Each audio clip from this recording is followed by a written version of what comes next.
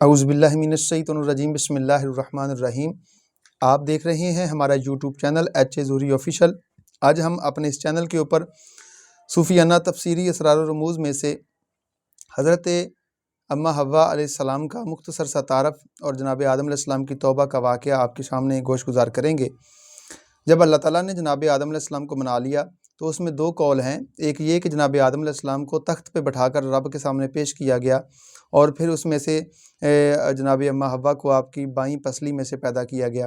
اور ایک یہ ہے کہ جناب آدم علیہ السلام جب جنت میں چلے گئے تو وہاں پہ جو ہے وہ آپ اکیلا پن محسوس کیا، تو پھر آپ جب سوئے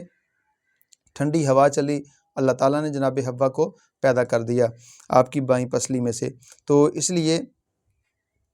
حوا جو ہے حی سے ہے کہ انسان زندہ انسان سے پیدا کی گئی ہے، اس لیے اس کو حوا کہا جاتا ہے۔ تو بہرحال جنت میں رہنے کا جو معاملہ ہے وہ آپ علماء کرام سے سنتے رہتے ہیں، لیکن ہم یہاں پہ حضرت آدم علیہ السلام جب جنت میں تشریف لانے کا واقعہ جو ہے قرآن و حدیث میں موجود ہے، لیکن ہم یہاں پہ عرض کریں گے کہ جب آدم علیہ السلام نے وہ پھل کھا لیا تو پھر جو آدم علیہ السلام کو وہ پھل کھلایا گیا، جناب اماں حوا نے کھایا، آپ نے دونوں نے کھا لیا، تو ان کے جسموں سے جنتی لباس جو تھا وہ اتر گیا، آپ برہنہ ہو گئے۔ تو پھر آپ نے انجیر کے درخت کے جو پتے تھے ان کو اپنے جسم پہ چھپانے کے لیے لگا لیا، اور اسی حالت میں رب کی طرف سے ندا آئی کہ آدم اور حوا، کیا ہم نے تمہیں اس درخت سے منع نہیں کیا تھا؟ تو تمہارا شیطان جو ہے وہ دشمن، کھلا دشمن تھا، تمہیں بتایا بھی گیا تھا، تو اس کے فریب میں نہ آنا۔ تو پھر وہ حضرات عذر کے علاوہ کیا کر سکتے تھے؟ تو پھر فرشتوں کو حکم ہوا کہ ان سب کو زمین پر اتار دو، تو چنانچہ پھر آدم علیہ السلام کو ہندوستان میں اتارا گیا، اس کے ایک شہر سرندیپ تھا، اس پہاڑ پہ اتارا گیا، تو اس کو نود بھی کہتے ہیں، اور حضرت اماں حوا کو ساحل عرب جس کو آج کل ہم جدہ کہتے ہیں اس میں اتارا گیا، اور مور کو ماراج الہند میں اتارا گیا، اور شیطان کو جنگل میسان میں جو بصرے میں کچھ فاصلے کے اوپر ہے وہاں پہ اتارا گیا، جہاں آج بھی یجوج مجوج کے لیے دیوار جو ہے وہ قائم ہے، اور اس کے علاوہ سانپ کو اصفہان میں اتارا گیا۔ تو اس لیے جو وادی اصفہان ہے وہاں پہ سانپوں کی تعداد زیادہ ہے کہ وہاں پہ وہ اتارے گئے۔ اور حضرت مولا کائنات شیر خدا رضی اللہ تعالیٰ عنہ ارشاد فرماتے ہیں کہ ہندوستان میں جو زمین ہری بھری ہے وہ اسی لیے ہے کہ وہاں پہ عود اور قرنفل وغیرہ، جس کو ہم لونگ وغیرہ کہتے ہیں، خوشبوئیں اسی لیے پیدا ہوتی ہیں کہ وہاں پہ جناب آدم علیہ السلام اترے تھے، جب زمین پہ تشریف لے کے آئے تو ان کے جسم کے اوپر جنتی درخت کے پتے تھے، اور پھر وہ ہوا سے اڑ کر جو ہے وہ جس درخت پہ پہنچے وہ ہمیشہ کے لیے خوشبودار ہو گیا۔ تو جب حضرت آدم علیہ السلام زمین پہ تشریف لائے تو اپنے ساتھ جو ہے وہ مختلف قسم کے بیج اور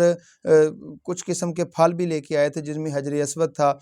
جو سیاہ پتھر ہے، خانہ کعبہ میں آج نصب ہے، اور ایک عصا جو حضرت موسیٰ علیہ السلام کے ہاتھ آیا جس کی لمبائی جو تھی وہ 10 گز تھی، اپنے ساتھ لے کر آئے، اور کچھ سونا چاندی اور کچھ کھیتی باڑی وغیرہ کے لیے اوزار جو تھے وہ بھی آپ ساتھ لے کے آئے۔ حضرت آدم علیہ السلام اس قدر گریہ زاری میں مشغول ہو گئے کہ ان کے تخموں سے بے خبر ہو گئے، جو وہ پھل لے کے آئے تھے، پھلوں کے بیج لے کے آئے تھے، ان سے وہ بے خبر ہو گئے، تو وہ شیطان نے موقع پا کر پھر وہ حاصل کر لیے۔ دیکھیے شیطان ہمیشہ موقع کی تلاش میں رہتا ہے، تو جب اس نے وہ تخم حاصل کر لیے تو اس کے اوپر اس نے ہاتھ لگایا، تو جس کے اوپر اس کا ہاتھ لگا تو وہ زہریلا ہو گیا، اور جو بچ گیا وہ میٹھا ہو گیا۔ تو پھر سیدنا آدم علیہ السلام کے ساتھ 3 قسم کے جنتی میوے جو تھے وہ بھی آئے تھے، ایک وہ جو پورے کھا لیے جاتے ہیں جن میں، اور دوسرے وہ جن میں سے کچھ اوپری حصہ کھا لیا جاتا ہے، اندر کا حصہ چھوڑ دیا جاتا ہے، جیسے خرما وغیرہ، تیسرے وہ جن کے اوپر والا چھلکا پھینک دیا جاتا ہے اور اندرونی چھلکا جو ہے وہ کھا لیا جاتا ہے۔ اور ایک روایت اور بھی ہے کہ جب جناب آدم علیہ السلام دنیا میں تشریف لے کے آئے تو اپنے ساتھ لوہے کے اوزار بھی لے کے آئے، لوہا پکڑنے کے لیے ایک جو ہے وہ سنی وغیرہ جس کو ہم بولتے ہیں وہ بھی لے کے آئے، اور اس میں آپ جناب آدم علیہ السلام دنیا میں آئے تو آپ کو وحشت بھی ہوئی، گھبراہٹ بھی ہوئی۔ جناب جبریل امین حکم الہی پر زمین پر آئے اور بلند آواز سے اذان کہی۔ جب آدم علیہ السلام نے اذان سنی تو حضور نبی کریم صلی اللہ علیہ وسلم کا نام سنا، تب ان کی وحشت جو ہے وہ دور ہو گئی۔ تو اس سے جناب آدم علیہ السلام نے پھر جب آپ کو پتہ چلا کہ یہ نام جو ہے یہ ببرکت نام ہے، تو اس سے آپ نے پھر وسیلہ دے کر اس نام کا آپ نے توبہ کی، تو اللہ تعالیٰ نے آپ کی توبہ قبول کی۔ تو اس میں بھی ایک مختصر سی یہ تشریح آپ احباب کی گوش گزار کرتے چلیں کہ جناب آدم علیہ السلام کئی سو سال تک جو ہے وہ روتے رہے اپنی خطا کے اوپر۔ جب توبہ کا وقت آیا تو آدم علیہ السلام کے دل میں ان کی دعاؤں کا القاء ہوا، وہ جو دعائیں مانگتے تھے،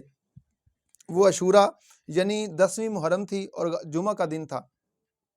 عاشورہ جمعہ کو بہت بڑے واقعات ہوئے ہیں، جیسے کہ حضرت آدم علیہ السلام کی توبہ، نوح علیہ السلام کی کشتی کا زمین پہ آنا، حضرت یونس علیہ السلام کی مچھلی کا پیٹ سے باہر آنا، حضرت ایوب علیہ السلام کو شفا ملنا، حضرت موسیٰ کا فرعون سے نجات پانا اور فرعون کا غرق ہو جانا، حضرت یعقوب علیہ السلام کا حضرت یوسف علیہ السلام سے ملنا، اور امام علی مقام امام حسین رضی اللہ تعالیٰ عنہ کا اپنے احباب کے ساتھ میدان کربلا میں شہید ہو جانا۔ تو اس طرح بہت سارے واقعات جو ہیں وہ دن 10واں اور رات 11ویں کو جو ہے وہ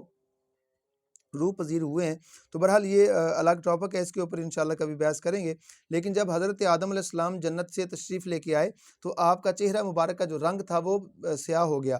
تو توبہ قبول ہونے کے بعد ان کو حکم ہوا پھر کہ چاند کی 13، 14 اور 15 ان کو روزہ رکھو۔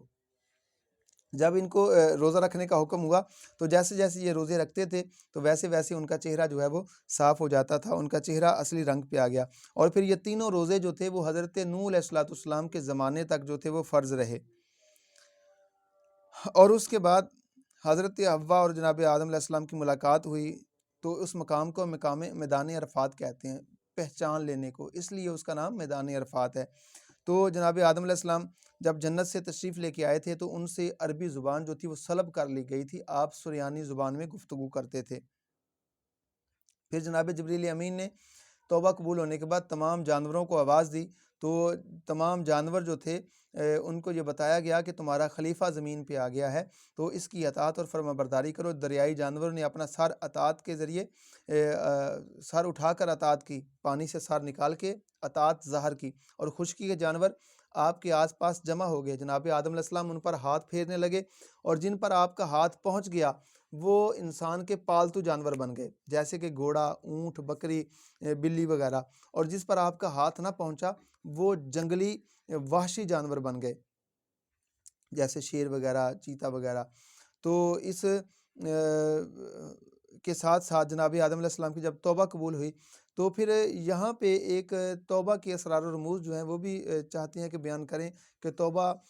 قبول کرنے میں کون سی شرائط کا پایا جانا ضروری ہے۔ تو توبہ جو ہے قبول کرنے کے لیے، توبہ کرنے کے لیے انسان کے اندر جو ہے وہ ندامت کا ظاہر ہونا، جیسے حضرت آدم علیہ السلام کے اندر ندامت بھی ظاہر ہوئی، اور گناہ کو چھوڑ دینا ہمیشہ کے لیے، یہ دوسری شرط ہے، اور حقوق العباد کو ادا کرنا، اور اپنے محبوب کو اس قدر راضی رکھنا کہ زبان سے کسی کو دکھ نہ پہنچائے، اور ہمیشہ اپنی زبان اور ہاتھ سے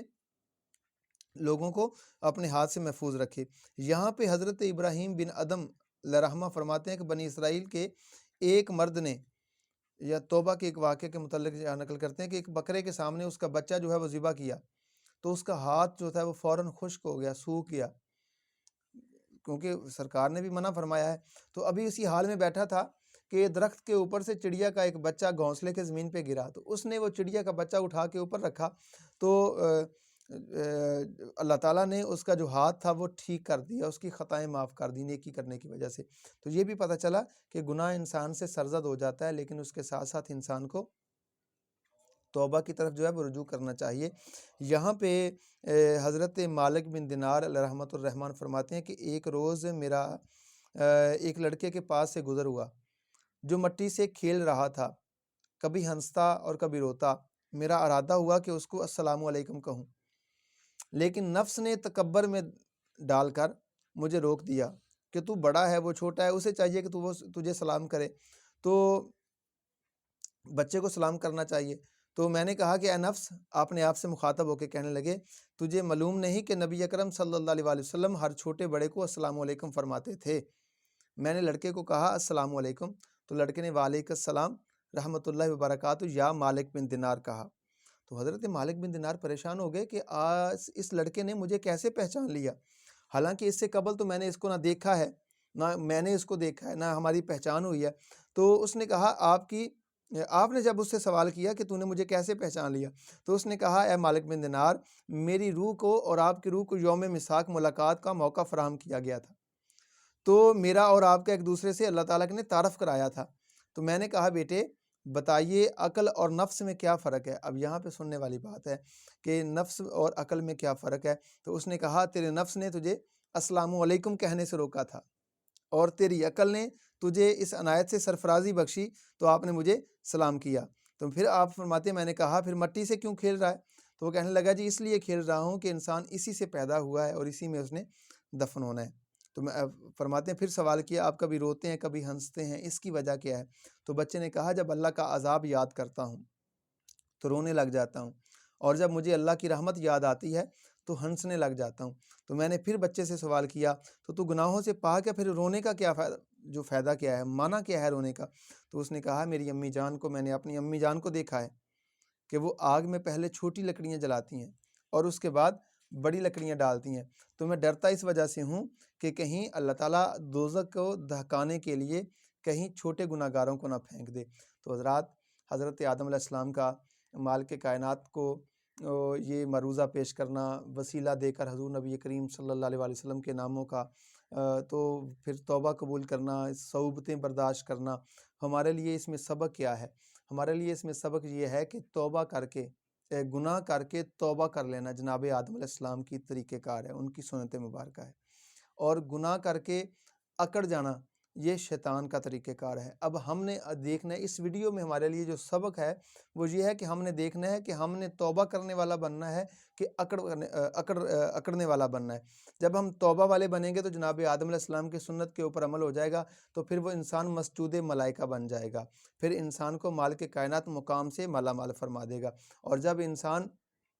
اکڑنے والا بنے گا تو پھر اس کے اوپر جو ہے وہ پھٹکار پڑ جائے گی، پھر وہ توبہ کی توفیق بھی اس کو نہیں ہوگی، پھر وہ راندہ درگاہ ہو جائے گا۔ اللہ تعالیٰ کی بارگاہ میں دعا کرتے ہیں کہ مالک ہمیں توبہ قبول کرنے والا بنائے۔ مزید ہماری ویڈیو دیکھنے کے لیے ہمارے چینل کو لائک کریں، سبسکرائب کریں۔ اللہ آپ کا حامی و ناصر ہو۔ اللہ حافظ۔